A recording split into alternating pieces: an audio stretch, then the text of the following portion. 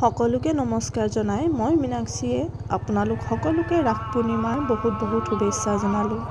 আজি আহিলোঁ ধেমেচি কলালুৰ কোচগাঁৱত ৰংগমঞ্চত উদযাপন কৰা ৪১তম শ্ৰী শ্ৰী কৃষ্ণৰ মহাৰাসলীলালৈ।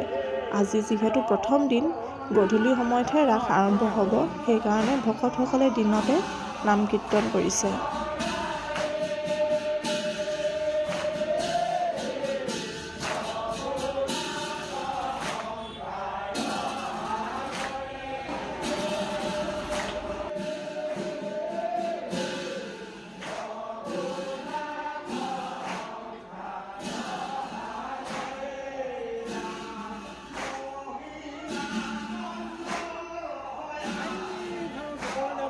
আৰু এইটোৱে হ'ল মূল ৰাস মঞ্চ।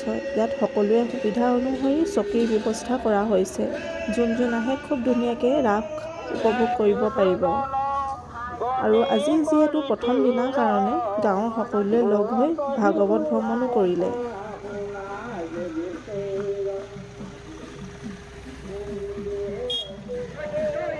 আৰু ময়ো দেৰি নকৰি মোৰ চৰাইজনী পঠাই ওপৰৰ পৰা এটা শ্বুট ল'লোঁ। আপোনালোকে চাই কেনেকুৱা পালে কমেণ্ট কৰি জনাব নাপাহৰিব দেই।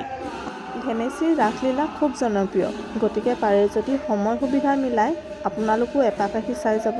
ময়ো অৱশ্যে আগতে চোৱা নাই, এইবাৰ প্ৰথম আহিছোঁ। আৰু পাৰোঁ যদি ৰাসৰ কিছু দৃশ্য আপোনালোকক দেখাবলৈ চেষ্টা কৰিম। আজিলৈ আহোঁ।